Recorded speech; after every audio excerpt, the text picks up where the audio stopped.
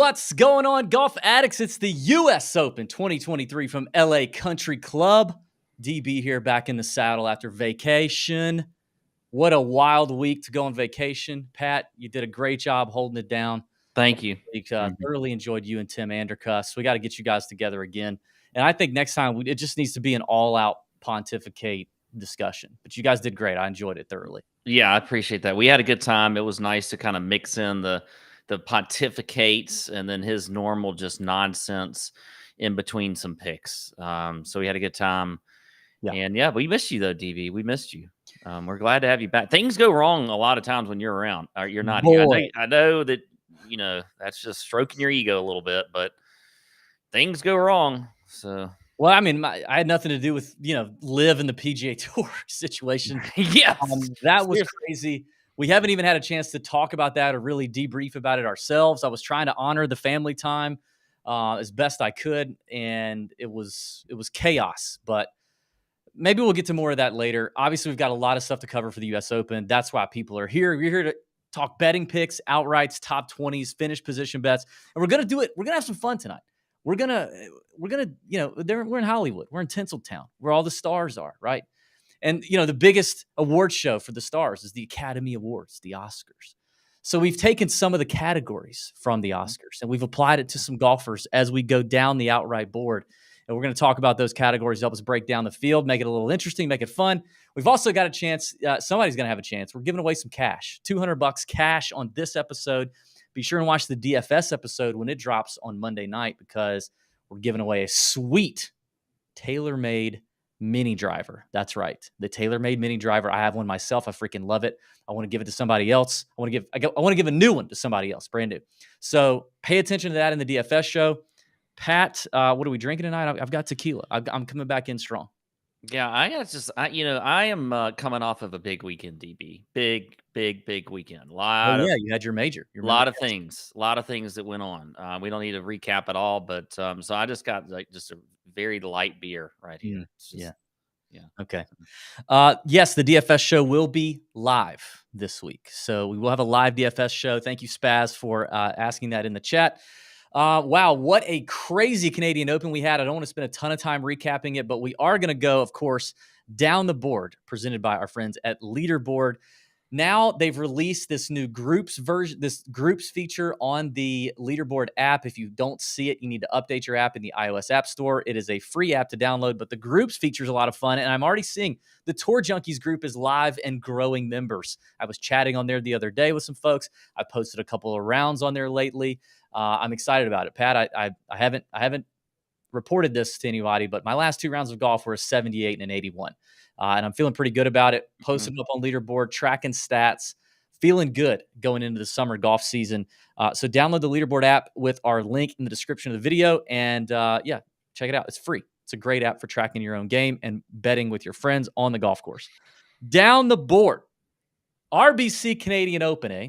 I'll let you start, Pat. What a finish we had, by the way. It was an amazing finish. Unfortunately for me, that is 2 playoff losses on the outright card in a row. God, you're hot though, huh? Yeah, I had four guys I had 6 total on my card. 4 of them were in the top 8, and actually 2 of them I want to talk about down the board a little bit here, DB. One of them had a fantastic round to get into T6, was Eric Cole. The other one, Mark Hubbard, also finished T6. They were both 14 under. Hubbs was on the card. Cole was on the card. Here's the thing about those 2, though. We got to give them some props, man. They are having a fantastic season. Both of them are in kind of different ways, but just super consistent week in and week out. You got to keep paying attention to them. DFS lineups, betting cards. I mean, they could break through. They really could. And we're still getting them, 110 to 1. I mean, they're not getting shorter, I don't think. I think they're just going to keep getting overlooked. So I'm a big fan of both of those guys this year for the rest of the season. So I didn't have to go too far down the board there, DB. Yeah, I messaged Hubbs right after his finish, and I was like, dude, this dub is coming. I feel like the dub is coming. Something's clicked. He's gained a little more distance. He's hitting the ball higher. He said, that's out of his mouth. The dub is coming for Hubbs. Yeah. I really think it's coming. And He's been close. He's got the right attitude about stuff, about golf. Like, I just think it's going to happen. I mean, didn't he beat Rory today too? He beat Rory. I know he beat Rory today. I think he played with him yesterday. I don't know how they did yesterday, but Yeah, I mean, incredible finish at the RBC. Absolutely bananas finish at the RBC. We don't have time to talk about it. Adam Hadwin got tackled by a security guard. That was amazing. You saw that, right? oh yeah. Okay. I like how you put it in slow motion too. Slow-mo was just, I mean, it was He did all the things. Like, he held on to the champagne bottle. holding I on mean, to the champagne was incredible. I did not feel like Hadwin had that much athletic ability to do that. I really didn't. Let me, you know what I'm gonna do? I'm just gonna bring it. I'm gonna bring it in here because it's just we gotta watch it. But I'll do my down the board while I'm working on that. Yeah. And I went way down the board, and I want to talk about a guy who I'm fading at the U.S. Open, and I've been fading him, and I think people should just be fading this guy until further notice. So I mean, I don't think this is like any sort of, I don't think this is any sort of crazy fade. But I hope people are paying attention to just how bad Cameron Young continued to play. But what I made notes on, he finished 57th this week. He lost strokes on approach. He lost strokes putting. Short game has left him, completely left him. He can't chip. He can't putt. But what I don't love is I feel like we're still having to pay the same price. Like, his pricing in DFS, his pricing in the outright markets has barely moved from like peak Cam Young 2022. It is literally barely moved. We're still getting him at these shorter numbers, mid-range numbers, and he's not playing at all like what we saw when we paid those numbers a lot last year. It's like gas prices. Like, they brought him down super short on us, and they got us used to that. And now we just feel like we're not effective when we see it, so I just think Cam Young, the guy's not himself right now. He's not himself. And he's not one I would want on the Ryder Cup team right now. I'll tell you that. I know we talked about that in another show. I would take Dustin Johnson over him. I would take a couple of live players over him, and other PGA Tour players over him right now. And I think he's like 7th or 8th in points, but he's not the same dude right now. Until he shows something else, I am staying completely away from Cam Young. I don't disagree. I mean, formerly Chalk Bomb Ben was a fan of Cam Young last week. I was a little surprised too at Cam's ownership last week. I think it was a little higher than I would have thought. I mean, it's just I'm with you. I'm staying away from him. Hey, wait a minute. I mean, what shirt do you have on? Where did you get that? Well, I prepared a little early, DB, and I purchased it online. No, you didn't. Yes, I did. LACC, baby. What the fuck? Yeah. Using TJ funds. No. I bought this myself. What are you talking about, TJ funds? You didn't buy it in blue? No, I bought it. It only had gray. They may have had a blue. I don't know. We're not going to see too many U.S. Opens at LACC. Well, maybe in the future. So I was like, I got to have some merch, DB. I may not be there, but I needed to have some merch. Okay. So I went cheaper and got the T-shirt. Didn't get the polo, okay? Thank God. Yeah. All right, I have the Adam Hadwin video. Here we go. This is the fast motion, and then we go slow-mo. I mean, just gets bodied. I mean, I wonder if there was an apology from the Yeah, I saw him kind of talking and chatting and laughing after. Oh, really? Yeah, I mean, but what if like Hadwin snaps his wrist right there or something and just can't play in the U.S. Open? Is never the same. Unbelievable. All right, let's get into it now. LACC. We talk about LACC. It's a beautiful place. George Thomas design. Here's the thing. I knew that we would be pressed for time on all the shows this week. We needed to get to the picks. If you want a full-fledged course breakdown of everything you need to know and nothing that you do not need to know, I've done a 15-minute course breakdown. It is in the podcast feed, wherever you listen to podcasts. It is also up on YouTube. It is literally 15 minutes, nothing more. And I tried to boil it all down. I took in hours of LACC research and content, and I boiled it all down to what handicappers and DFS players need to know. So check that out if you want more info. But we're not going to do course breakdowns on this show or the DFS show because we'll be pressed for time. But we know what we're looking for here at LACC. Here we go. We're going to start at the top, Pat. And we're also going to bring in our first Oscar category. Okay. And this one is usually not the headliner, but it is the headliner here. And it's best short film. Okay. Best short film. By the way, I need everybody to pay attention here because this is where you're going to win some money.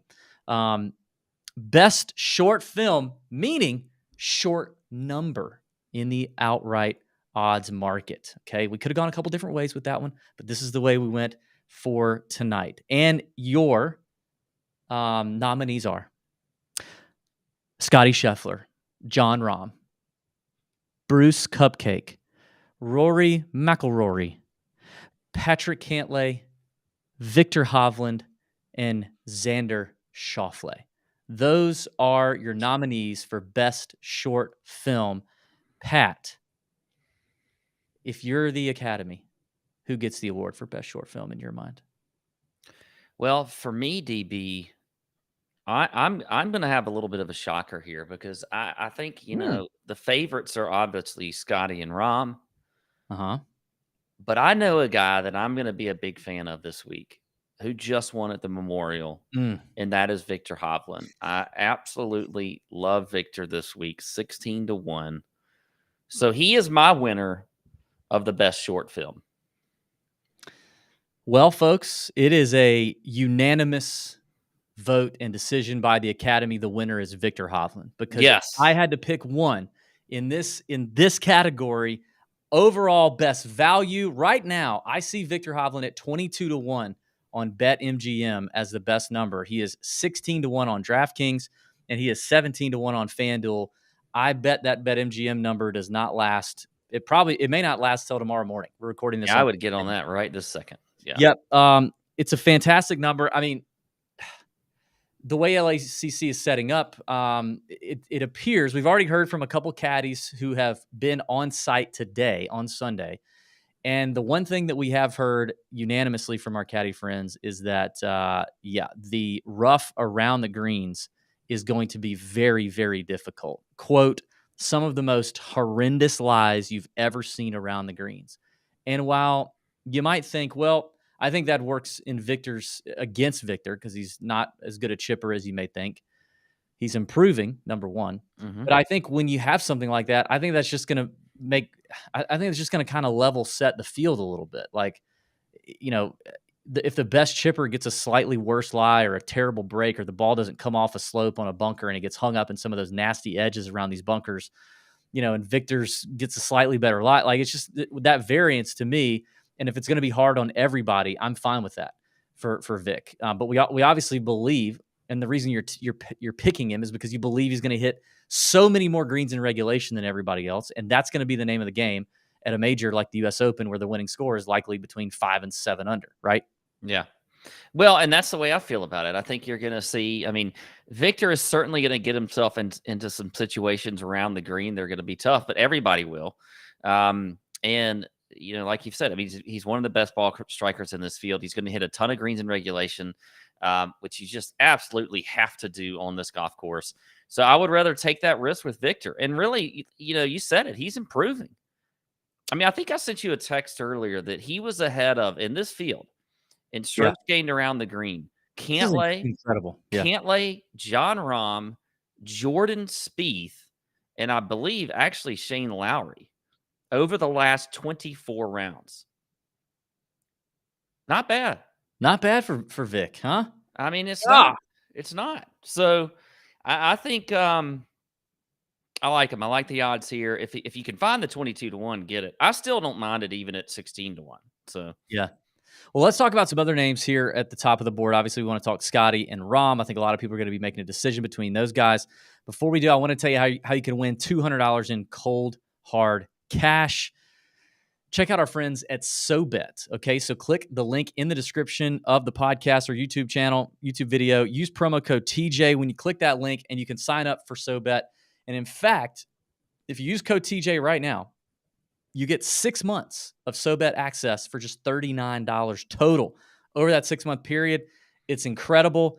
That'll push you into the NFL season. It is the place where the best handicappers on the internet are out there putting out content in every sport, every category you can imagine. The best thing about SoBet is They don't let anybody, just anybody, post on their platform.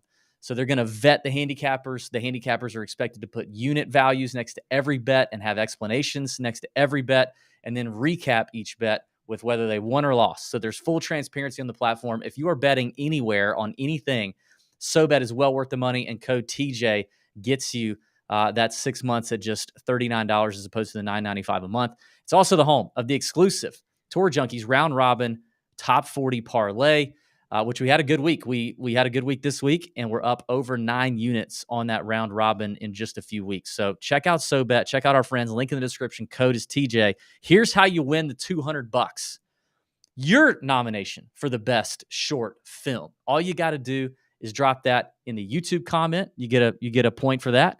In the YouTube comments, tell us your favorite, who you would pick out of the best short film category that we just gave off. And you can also leave an Apple Podcast review. That helps us. It's a big week for podcasters, golf podcasters, the U.S. Open. So if you can leave us a review, and a 5-star review, hopefully, say something nice about the show.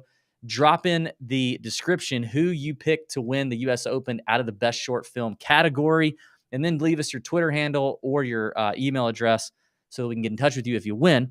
You can do both of those things, and that'll give you 2 entries into the contest. We're going to pick one winner that does those things by the end of the week. We're just going to send you $200 on PayPal or Venmo, cash money. So there you go. And again, best short film category. Your options are Scotty Scheffler, John Rahm, Brooks Koepka, Rory, McIlroy, Cantlay, Victor Hovland, and Xander Schauffele. Who you taking? Best short film. One guy outright to win the U.S. Open. Put it in the YouTube comments. Put it in your Apple Podcast review. Pat, you got Scotty Scheffler at plus 750, who's doing, record approaching, record setting ball striking damage, recently, right? And then you've got Rahm, who on FanDuel right now, you can get up to 11-1. I mean, when I'm looking at Scotty versus Rahm on sites like DraftKings and MGM, when he's 8-1 or 9-1 compared to Scheffler at plus 750, I want to lean Scheffler there. But at the 11-1 number, I start to go, well, maybe I want John Rahm. Like, if you had to pick one, John Rahm, obviously U.S. Open winner back in 2021. Scheffler's just so good right now, and you wonder if Rahm can keep up. But I mean, are we sleeping on Rahm a little bit? I think, this has got to be some of the best odds we've seen on Rahm in a while. And I did see that 11-1 number on FanDuel, and that one just looks really good to pass up. And I'm kind of flip-flopping here between majors, DB, because I'm pretty sure I think I was more on Rahm because we've been talking about these two really all majors for all the majors this year. Yep. More on Rahm at the Masters. I was actually more on Scheffler at the PGA Championship. You and I had a little disagreement there. I think you were on Rahm. Yeah. Now I'm flipping back to Rahm for this one over Scheffler. But is it because of the 11-1? It's because of the 11-1. I think if you're just comparing the two, Scotty's probably a little better right now. It's splitting hairs. Is it greedy though? Are we being greedy? Like, should we just? I mean, if we really think, if they were the same, if it was just like gun to your head, who wins? Gun to your head, who wins? Are you still taking Rahm? I don't know. That's a good question. That's the thing. I think I probably am. Can you believe he gained 11.4 strokes ball striking at the Memorial and only finished 16th? Yeah, that's pretty incredible. Lost 5.2 putting. Isn't he just getting off to bad starts and then kind of like slowly? Yeah. That's good for his 4th worst putting performance of his career. Yeah. Surely he's not going to do that again, right? Like, but I mean, 9.6 strokes gained on approach at Memorial. Yeah, I think we see a way better Rahm this week than we did at the PGA Championship. But Scheffler played in the Walker Cup in 2017, Pat, and Rahm didn't at LACC. I don't really care. I don't either. I don't really care. Now, there are some that I actually like that I have written that down, but it's like a long shot. And so if it's a longer shot, I may look at that, but not in this case.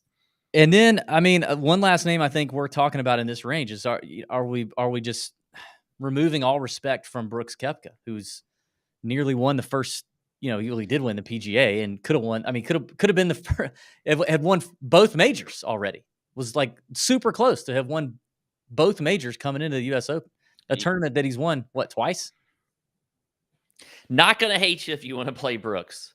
Now we are all of a sudden, and for good reason, getting way shorter odds. I mean, he was still for the PGA. Wasn't he like 18 to 1, 20 Yeah, he to was 1? shorter. Yeah, yeah.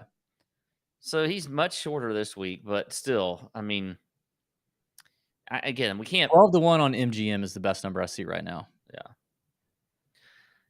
I mean, we could again. I'm not going to bet everybody in the field, so especially up top. So I've got my favorites. Hovland is certainly one of them. Rahm is up there. If I'm going a little longer, I'm actually a fan of Jordan Spieth this week at 25 to 1, and I'm just going to probably skip over the rest. Oh, yeah, it's going to be a tough week for the big balls betting card that's already behind. Just because to leave out some of these guys who are going to be shorter than 25 to 1 is going to be very, very difficult. Obviously, I'll be peppering the next couple ranges that we'll talk about, but I mean, to me, like Hovland is for sure happening, and I feel like I got to pick one out of Scotty, Rahm, and Brooks, and maybe. I mean, maybe for most people, if you're not the big balls type at a U.S. Open, which I wouldn't blame you if you're not, but maybe for most people, like you should probably pick 3 guys, in this range and do that. I mean, just because there's it's just not likely. Was Fitz last year like the longest outright winner we've had at the U.S. Open in a while? Because he had Rahm in 2021. Was that at Torrey? Yeah. Then you had Bryson. Was Woodland probably kind of long? Woodland had to have been long. Woodland had to have been at least in that mid range. But I mean, then you had Koepka, DJ Spieth. I mean, it's just not likely that we get a winner outside of that 30, 40 to 1 range. Do you think it's a thing that this is in LA? And like somebody like Brooks could be distracted by, No. Jenna wants to go to some parties. She's pregnant. I forgot though, so she may not be interested. She may be wanting to just sit at home a little bit. Yeah. No, I mean, does Brooks want to walk a red carpet while he's out there? I think if this were a regular event in LA, yes, but Brooks is still major hunting, man.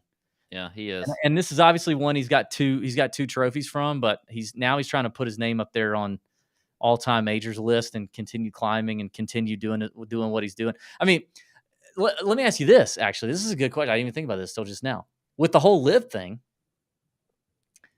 does it, I mean, because for every major since live, we've talked about like the chip on the shoulder for the live guys, right? They're playing with this chip on their shoulder to prove this thing about live and to. Is the chip gone? Is the chip kind of is the chip crumbled a little bit, and now it's like a couple of morsels because they know that eventually. I mean, we don't know what's going to happen. There's so many takes on, and I don't want to get into it, but there's so many takes on what the long-term plan is. But I mean, obviously, it feels like it's a win if you're those guys. You feel like eventually you're going to be in every tournament you want to be in. I would think. So I don't know. I mean, Brooks is also obviously wanting to make his case for the Ryder Cup and lock that up in terms of points. So I don't know. Brooks though, like, is always going to have the chip. Like some of the other ones, maybe not. Like maybe that you could make an argument that the chip could go away. But for Brooks, he's always going to have a chip on his shoulder. Just always. Yeah. And he comes to these majors and he is like, I mean, he is hunting these damn things. He wants to win so bad. So, in some way, I may not have him on a betting card, but I will certainly have him in DFS. I mean, it's gonna like. There's no way I'm gonna like completely fade all of Brooks this week. I could tell you that. Yeah. Okay. Let's move on. And obviously, there's some really good players up here. We're not going to be able to talk about all of them. We'll cover a ton of players between all the content we're doing this week, between the Nut Hut. Live chat on Wednesday afternoon, lunchtime live chat, family time with DB happening in the Nut Hut in the Discord on Wednesday afternoon, and then the Wednesday night chat as well, and all the articles and the emails and all that stuff we'll cover most of the players in the field, especially at this top end range. Can't get to all of them now. Forgive us, but let's move on. So as we transition to kind of this mid range, I want to bring up another award category, Pat. Okay. And for this one, I say you could pick 3 to 4 guys in this. This is a larger category. It's kind of like it's like modern. It's like the modern awards where everybody kind of half the people in the group get a trophy and get a pat on the rear end and we tell them they're special. But it could be outright, so we could do some finish positions with this. I don't know, just trying to have a little variety here. Best foreign film is the category here. Best foreign film. And these are the names I want to run through. Mito Pereira, Adam Scott, Siwoo Kim, Justin Rose, Joaquin Neiman, Tommy Ladd, Fleetwood, Corey Connors, Sung J M, Shane Lowry, Tyrrell Hatton, and Hideki Matsuyama. Best foreign film at the U.S. Open in L.A. this week. Hollywood, baby. Who you got? What you doing? Okay. Listen, DB, I got 2. Actually, I got 4. Okay. And here's what I did. I split it up because I have 2 outrights that I like, and then I have 2 top 10 bets that I like. Okay. So that's what I'm going to what I did. That's what I'm going to go with here. First off, Tyrrell Hatton is going to win a damn golf tournament at some point. It's happening. I agree. It may not happen this week, but the guy's been playing so freaking good right now. Tyrrell Hatton's 40-1. I think that's really good value for Hatton, the way he's been playing. I mean, let's look at his just like recent results outside of what we just saw this week, which was another top 10. T12 at the Memorial, top 15 at the PGA, 5th at the Byron Nelson, 3rd at the Wells Fargo. He's just continuing to play lights out. So Hatton is one I really like here at 40-1. Let me stop you with Hatton so we can talk about him for a minute. Okay. All right. Totally agree.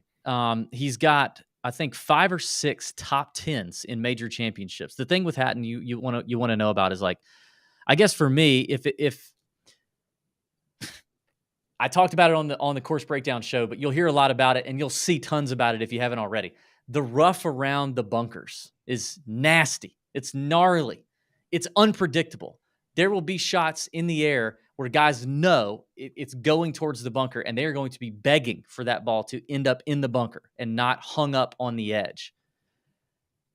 The concern is if Hatton, who's a loose cannon, just happens to hit one and it gets this real crappy lie, and he's got one damn leg up here and one up here, and he's frustrated and it costs him. Is he going to lose his mind?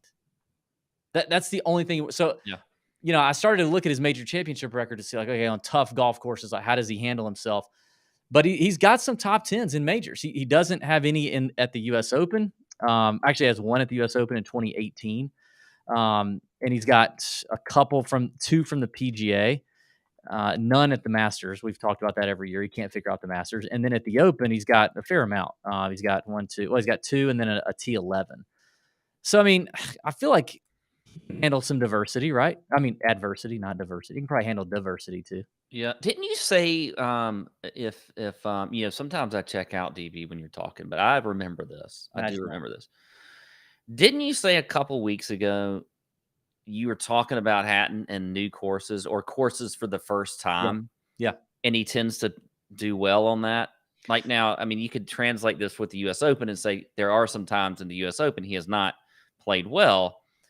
But in general, he does seem to play well playing on courses for the first time. This past week is an example at the Canadian Open.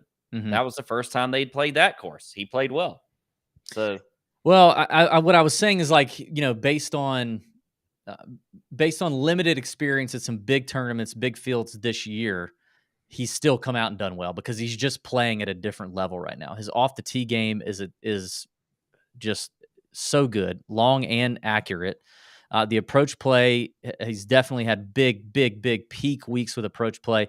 The putting is still good. I mean, if you just look at his splits from his overall long-term records on all these major strokes gained categories versus his last 10 tournaments, I mean, it's like off the tee, he's nearly doubled his average strokes gained. On approach, he's almost doubled it. On around the green play, he's improved it. And putting, he's improved it almost by 50%. So it just we've talked a lot about guys this year who have leveled up, and it seems like Tyrrell Hatton has leveled up. So Yeah. I couldn't agree more on Tyrrell Hatton being one of the selections. Okay. Who's your other one? My next one as an outright is Hideki Matsuyama at 40-1. I think Hideki, we talk about another really good ball striker. When you look at his US Open history, it actually is just better than I thought. Now, we know he's a world-class player, but he's got some good finishes. You look at his last 5 years, made the cut in all of them. Mm-hmm. T16 in 2018. He hasn't finished. I mean, 26 is the worst finish he's had in the last 5 years. And that was 2021 at Torrey Pines. Last year he was 4th, which kind of kind of forgot he was up there in 4th last year. So Hideki 40-1 is my next one. I love it. I have Hideki here. I mean, this is going to be a range I'm going to pepper, but Yeah. I actually think you can get him now. He is 50-1 on MGM right now, Pat. Oh, goodness. 50-1. I agree. I love that. I love the Hideki play here. Okay, let me talk through my. So you already had one, and that was Tyrrell Hatton. For me, it was Hatton. I worry about this a little bit, especially after the long day that he had today. But I just think Tommy Fleetwood could still do it. He's 50-1 on DraftKings. He's just playing so damn well. I mean, last year, Matt Fitzpatrick, right? I mean, coming into Brookline, it was obviously a place that was special to him, and he had a lot of experience at Brookline, at Brookline, I guess, that he could draw from at US Amateur or whatever. But he had not won on the PGA Tour before Brookline. He'd come close, as has Tommy. I mean, Tommy has a runner-up at a major. He had come close, but leading up to that that win at Brookline, I mean, his form very much resembled Tommy Fleetwood. He had a ton of high finishes. He was in the conversation. He had lost some close calls at the Wells Fargo. He was kind of in there a little bit at the PGA Championship at Southern Hills. He had some looks. He was gaining strokes in almost every category every week. There were, apparently no holes in the boat. And then bang, he won his first event on U.S. soil at a major. Won his first, big event, and it was a major. And I think Tommy Fleetwood could do the same damn thing. And I know it's frustrating because I feel like we've all been betting Tommy so much. Yes. But and it's been close. I know you lost out to him you lost it today with Tommy Ladd, and that sucks. But I just don't think it would be that shocking considering how well he's been playing. So maybe I'm a sucker, but I'm still there. I'm still riding. I think, as I've said before, when guys get in that spot and you're in what was this, like a 4 or 5 hole playoff with Nick Taylor today, you learn a lot about how your body's going to respond when that is on. And when, I know he's learned. I feel like he's learned enough to get it done. He lost to Nick Taylor making a 74-foot putt. You know what I mean? Like, he lost the freaking what was it? The Valspar, your bet at Taylor Moore when I had him. Yeah. I had Tommy Ladd, you had Taylor Moore. He lost that one, Barrett. Like, he was there. He's there. We know golf is, the margins are this thin.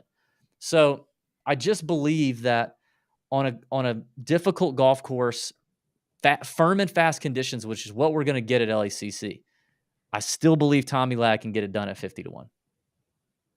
I mean, I've always liked Fleetwood. I feel like he is just continuing to play so well. I hate that he didn't get it done today. I mean, it was good for Canada and good for, the TV. I mean, it was an amazing golf tournament. Feel like it was one that Fleetwood should have won, but he didn't, and that's golf. Yeah, like I said, I mean, you freaking 75-footer or whatever it was, you lost. Yeah. It is what it is. And I felt like he handled it pretty well too. I mean, he just kind of throw your hand. Yeah, you're like, what the hell? That happens. It happens when you're playing in your member guests. I was just about to say that happens every year in the member guests where you've got some team on the ropes and you think this hole is in the bag, and then some schmuck 14 handicap, chips in from a bunker, and you just want to punch yourself in the wiener. Yeah.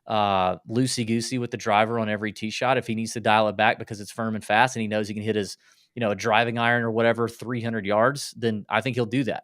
I think he is. I think he's dumb in some ways, but I think he's smart enough to know that he can manage himself around LACC with it firm and fast to avoid trouble if necessary. So I don't know, but I agree. I love the Bryson play. We're definitely on the same page there. By the way, 48-1 on FanDuel is what I'm seeing right now for him. Yeah, I would definitely take that. I got two more. You got another one?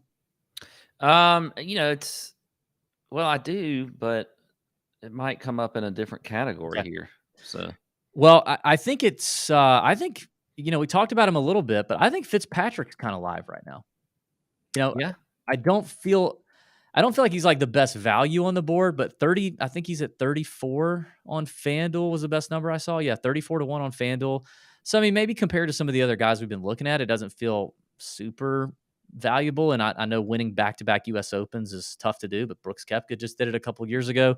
But I mean, he's obviously playing really well again. Like he seemed a little lost there at the beginning of the year. Then he finally popped at the Masters with a 10th place finish, won the RBC, and then a 9th place just a couple weeks ago at Jack's Place, gaining strokes across the board in every category.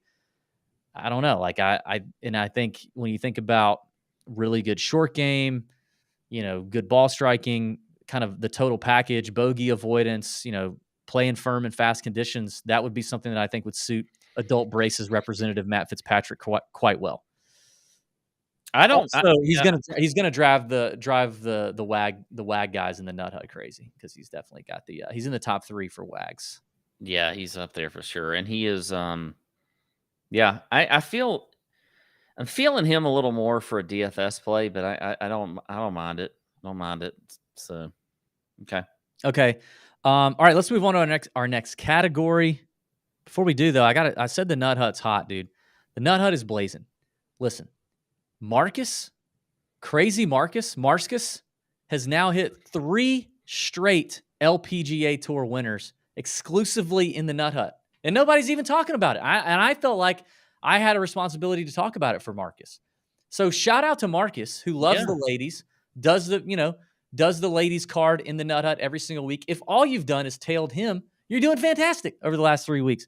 An 18-1 winner today, hit Rose Zhang at 42-1 2 weeks ago, and 12-1 the week before that. 3 straight weeks, Marcus delivering the LPGA winner. Our boy Joe Idoni of Preferred Lines Podcast, who's exclusively dropping his head-to-head matchups and finish position bets, had another huge week this week. I think he's now up to 27 units positive on that card on the season since January. So if you had a Nut Hut subscription and all you did was freaking tail Joe, you are up 27 units since January. Obviously, Pat's betting card has been pretty hot. I mean, what do you want? Like, even if you tailed me and I'm behind like 10 units on the season, if you tailed me, Marcus, Pat, and Joe, you are rolling in it right now. And the Nut Hut membership is only $19.99 a month or $199 a year. The description is in the podcast. Join us on Discord. Join our friends. Join the community. The family that we have there is fantastic. We're having a great time. You get live chats with us every Wednesday, 2 of them. You get family time. We do a lot of good stuff, fun stuff in there. It's a great community. Come for the betting stuff. Stay for the community. That's what's going to happen. So get in the Nut Hut. Support us. Join us. That's the best thing you can do to support the Tour Junkies if you like our stuff. If you like our content, if you want to see more of Pat, you got to be in the Nut Hut. You got to be in the Discord.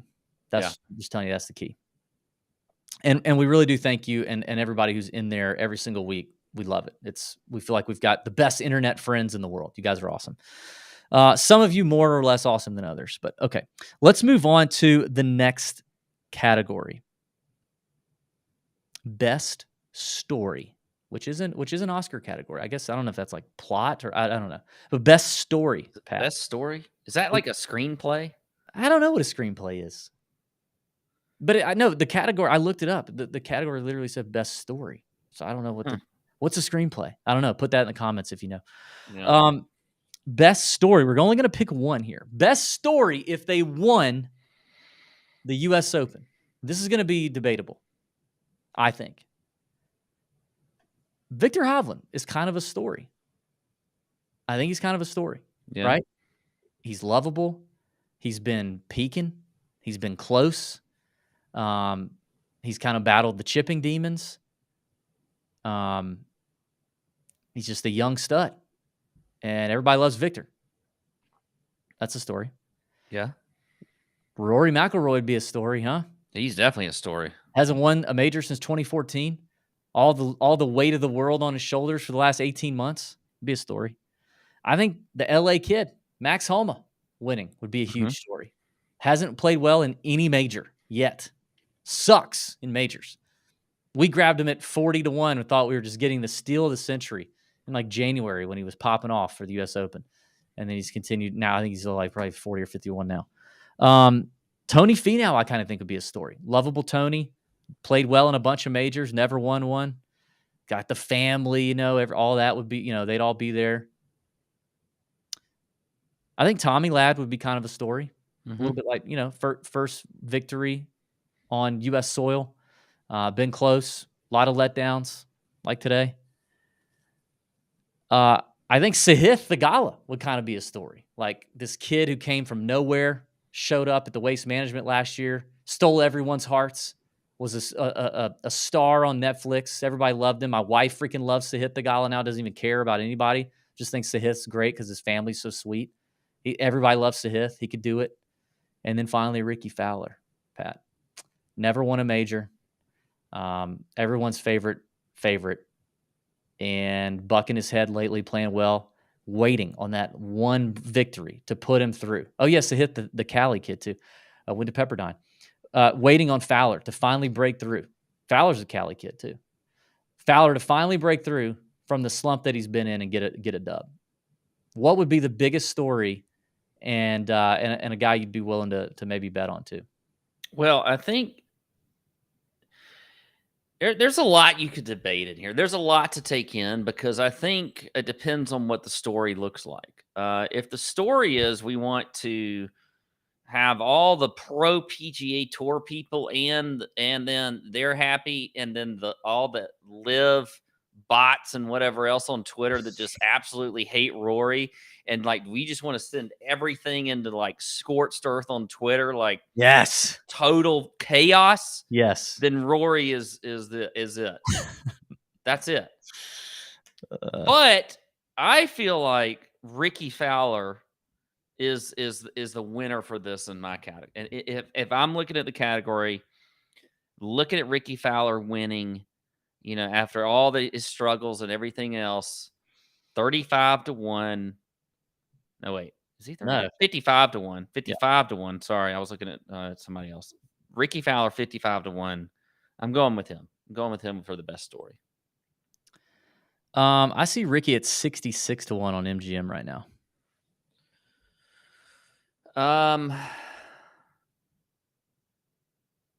Yeah, you're right. Yeah, now I see that. Yeah, okay. That's huge. Yeah.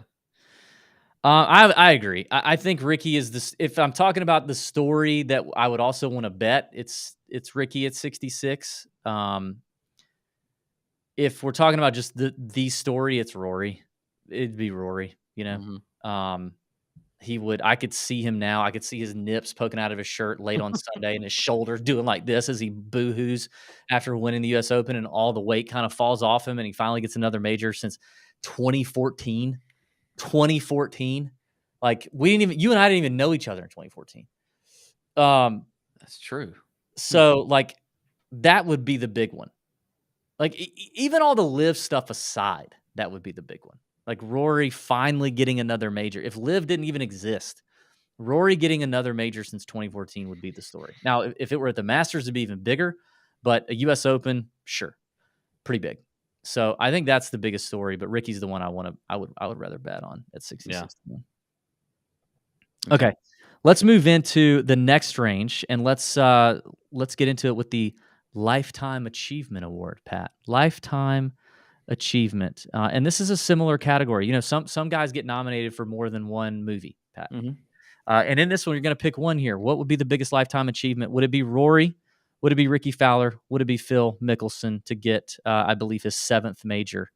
Or would it be Matt Kuchar? I thought about Matt Kuchar, the journeyman. Never had a major. Playing okay. Would it be one of those guys? Who would you give the lifetime achievement award to? Who would you take there? Well, this one was tough too because there, and I also think you got to go with somebody you do think can win. Yeah. And as far as a bet, so I'm gonna go with Jason Day. I think it's a Oh, sneaky one I here. forgot to mention him, Jason Day. Yeah. Oh yeah, you did. Yeah, Jason Day, 35 to 1. I'm going with Day here. Lifetime achievement. He's got one major at a PGA Championship. Been playing well this year. Got his first victory in a while a few weeks ago before the PGA Championship. I feel like we sort of forgot about him a little bit just Yeah. after that win, and I think this could be a good fit for him. So I'm going to go with Jason Day here. I mean, it's got to be Phil. Like Phil needs Yeah, I don't think Phil can win. the U.S. Open to Yeah. complete the career Grand Slam, Mm. to get to 7 majors. Brooks has got to be looking at him now on the list of majors and going like, "Hey, dude, I'm going to pass you." And Phil's, probably like, "Oh, hell no." Phil finished runner-up at Augusta, and I know that Augusta is different because the old guys with all that experience can definitely do something different at Augusta. But I mean, we're just 2 short years from him winning the PGA when at what 150 to 1. I don't know. And his record at the US Open's been dreadful. He's just been absolutely terrible in US Opens over his career. But you did talk about wide fairways. Yeah. If he's not absolutely, nuking the driver all over the yard, that could be interesting. Now he's not played well since Augusta at in his live events, but he had a couple good finishes, I guess, top third in the field at Australia and Singapore. But to me, I mean, the lifetime achievement award, it has to be Phil because of the Grand Slam thing. And I mean, what's his number? I mean, I didn't even look at where he was. He Phil, is. it's 160 to 1. I mean, maybe a top 10. Maybe it's a top 10. Okay. Anybody up to that like 130 to 1 range? What about some bombs? I'll give you one I like to Okay. actually win. I'm betting Patrick Reed for sure. Patrick Reed I is have him written down too. I have him. very good US Open record. I talked about him leading up to the PGA that nobody even knew or remembered that Patrick Reed finished 4th at Augusta, and then he followed it up with an 18th at the PGA. Reed is playing extremely well this year. He's playing well on Live. He's got a couple top 4 finishes at Live. He's got a couple of the top 15 finishes. Like, he's doing just fine. And on a firm and fast golf course where you don't have to hit it a mile, I love Patrick Reed. Short game, creativity. This is a very quirky course. Like, there's some similarities to Augusta in it with some of the slopes and some of the shots you have to hit and some of the shaping you have to do and some of the creativity and how you attack some of these holes is similar to Augusta. And I mean, say what you want. I think Reed is a creative guy on the golf course. So I think Patrick Reed at 80 to 1 is an auto bet. Okay. I'm tempted by 2 names that probably are, I mean, they're long shots, Pat. They're both 120 to 1. Neither one of them very likely to win a major ever, but could sniff it in these really firm, like, let's say the US Open actually ends, this US Open, unlike a lot of US Opens, does actually end up being one that is peppered at the top of the leaderboard with a bunch of short knocking, accuracy, precision type players, right? Let's say it's not just littered with bombers. Russell Henley and Denny McCarthy. God, you cannot be serious. Yeah. That's who I have right here. Henley and Denny McCarthy. I mean, I could. Denny, by the way, I said this earlier. I wasn't going to go with the narrative of playing in the Walker Cup here. Denny played in the Walker Cup here. Mm-hmm. So he does have experience on this course. I mean, not many guys in this field are going to hit more fairways than those two. No, I'm pretty sure if I'm looking at that right. Let's see, Henley. Yeah, I mean, both of them are. Well, Henley's third in fairways gained over the last 50. McCarthy's 18th in fairways gained over the last 50. McCarthy's number 1 in putting, obviously. Henley can't putt at all, but both really good short game. Both avoid bogeys. Both playing well. Iron play sharp with both of them. I just, if that's how it ends up going, I could see those guys at least. I mean, Henley was in the hunt at the Masters. I mean, he faded. He did what we thought he was going to do. He kind of faded on, was it Sunday? Maybe it was Saturday, but I think it was Sunday. Wasn't he kind of in the conversation on Sunday? He finished 4th, but he was up there. So I mean, I don't.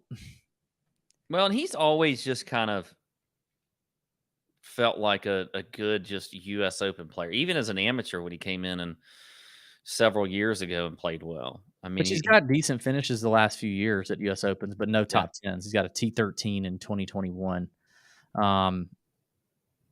Probably not winning, but, probably better if you can get an each way bet, if you're in a country that lets you do that, you can do that. Or maybe a top 10. I could totally see that for both of them. But I do think if I'm going to have some bombs on the card, those are a couple names I got my eye on.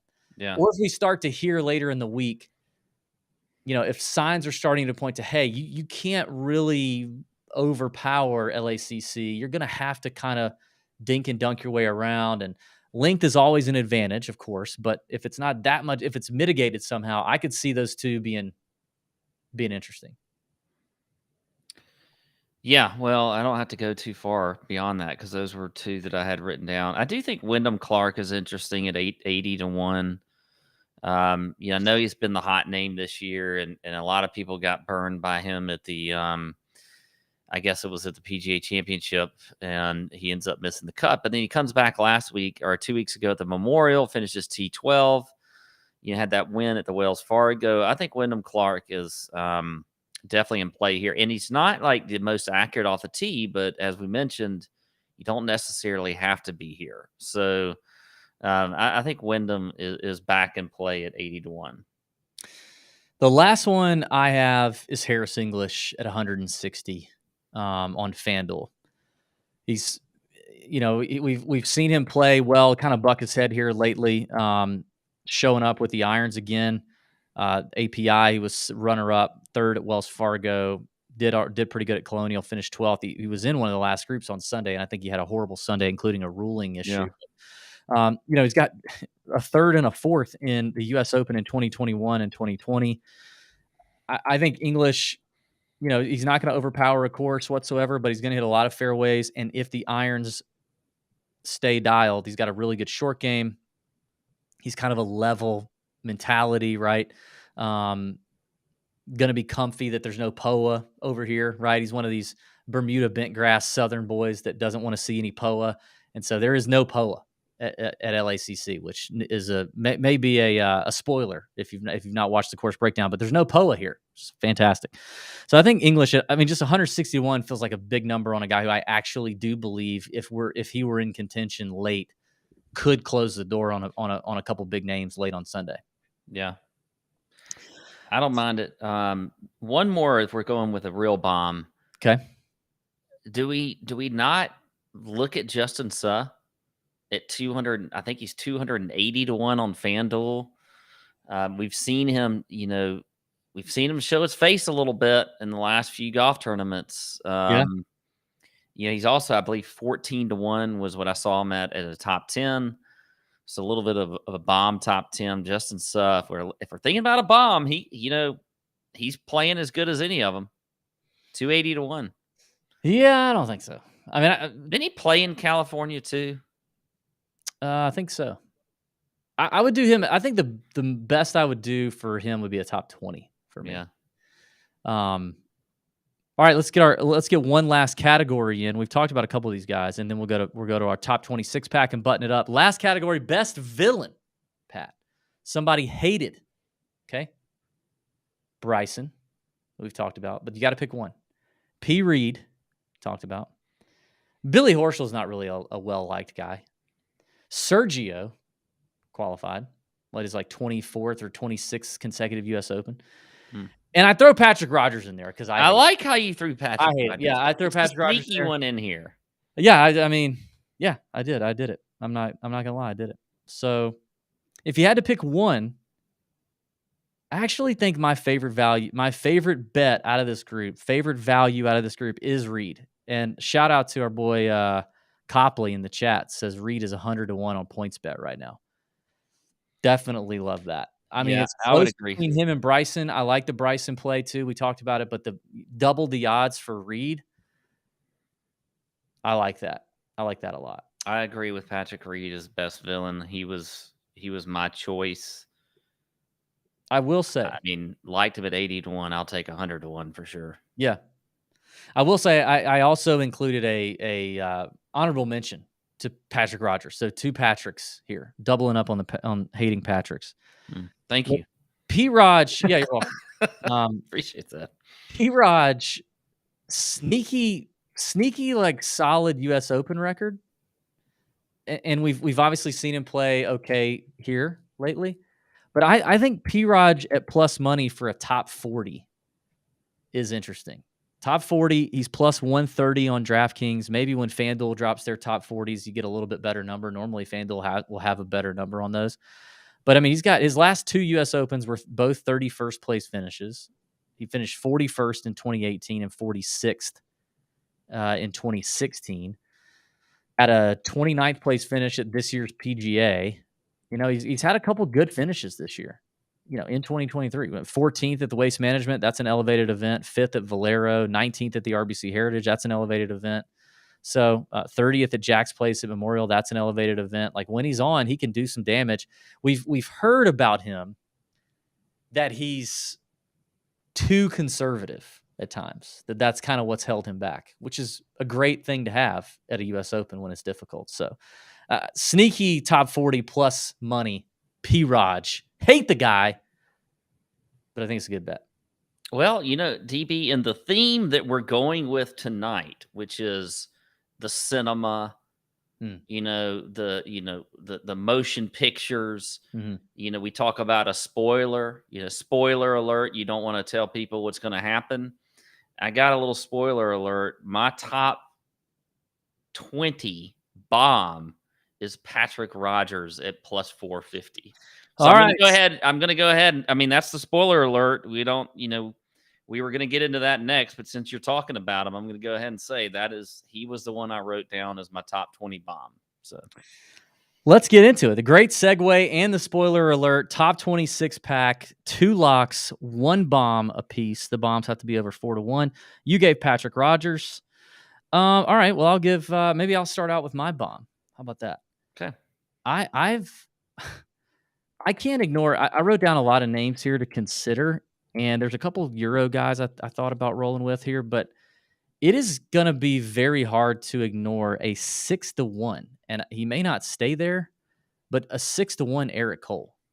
Yeah, coming off of, like you said, his T6 finish at the Canadian Open, T24 at Memorial elevated event, T15 at the PGA.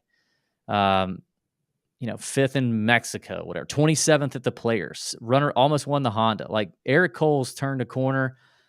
I just think this guy is just solid, and he's playing lights out right now. Now he's played a lot of golf. This will be like it's like his 15th week in a row playing golf, which concerns me. But it's a major. Everybody's going to get up for a major, even Eric Cole. 6-1. I'll go Eric Cole as a top 20. What about your 2 locks? 2 locks, DB. I think we're going to have. I mean, if it's just going to keep with the theme all night, we're probably going to have some agreement here. Yeah. But I'll go with Max Homa as my first one at plus 125. What? Top 20 lock, baby. I love Max Homa. That came out of nowhere. We've not said hardly anything about Max Homa. He has a wretched major championship record. I don't care. I cannot believe. Does he even have a top 20? He has 1 top 20 in a major in his career. I don't care. I think this is one he has had circled for a while. Wow. Top 20 Max Homa. I think people are going too nuts over the outrights. You bet him outright like a month and a half ago, 2 months ago. Yeah. So I think people are too much into Homa on the outrights, but I don't mind going with him for the top 20 at plus 125. Dang, the other one, lock though, a lock. Absolutely. The other one, Tyrrell Hatton at plus 140. Tyrrell Hatton plus 140. I thought we were trying to disagree. You're No, trying to disagree. no, I thought we were gonna have total agreement here, and as a lock, like a lock. Well, I mean, how many do these hit? Are they locking every week? I don't No. know. No, they're not. They're not. I had Fleetwood last week, though, as a lock top 20. All right, so you went Hatton too? Mhm. Yeah. Jeez. Okay, I'm going Decky plus 140. And I I'm mean, you going gotta Tom bring it here because I'm going Tommy at plus 170. I mean, if you want locks, I mean, that's if I'm gonna bet him outright, if I like him for an outright, like, see, that's what I don't understand. Like, if you like you him as like Max Homa for an outright. You bet him 2 months ago for an outright at this thing.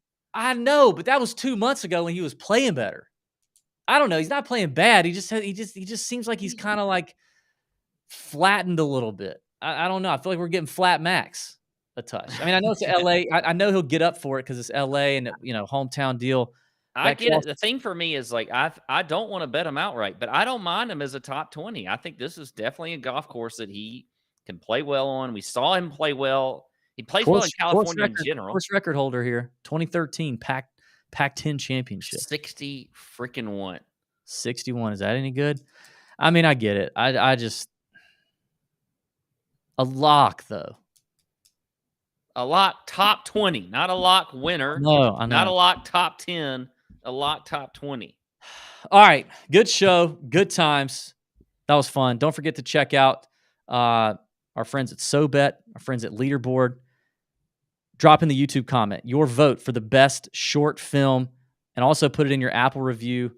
Review the podcast, 5 stars, write something nice, leave your Twitter handle or email, and we're going to give $200 cash to somebody that does that.